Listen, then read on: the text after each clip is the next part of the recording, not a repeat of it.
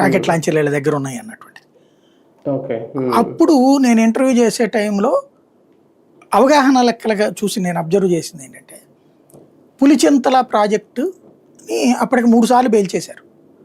అంతకుముందు చంద్రబాబు నాయుడు శంకుస్థాపన చేస్తే పేల్చేశారు ఆ పునాది రాళ్ళు అవన్నీ. తర్వాత రాజశేఖర రెడ్డి వచ్చినప్పుడు పేల్చేశారు.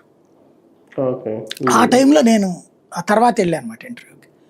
వెళ్ళినప్పుడు నేను అడిగా, మీరు ఉంటుందేమో నల్లమల్లో, ఈ ప్రాంతపు తిండి తింటున్నారు, ఇక్కడికి కృష్ణా డెల్టాకి నీళ్ళు వచ్చేటటువంటి స్థిరీకరణ ప్రాజెక్ట్ అది, పోనీ ఇది కూడా కాదు, దాన్ని మీరు ఆపడం ఏంటయ్యా ఇది అని అడిగా అనమాట.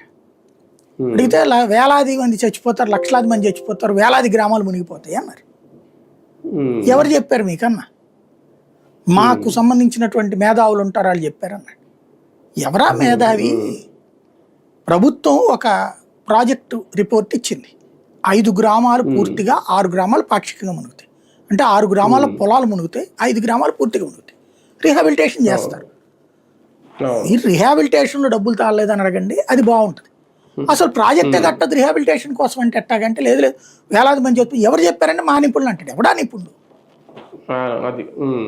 ప్రభుత్వము రాజశేఖర రెడ్డికి 1,00,000 మందిని చంపేశాడు అనుకుందాం, మీరు చెప్పినట్టుగా ప్రాజెక్టు ఎత్తు తేడా చెప్పి, అబద్ధాలు చెప్పి.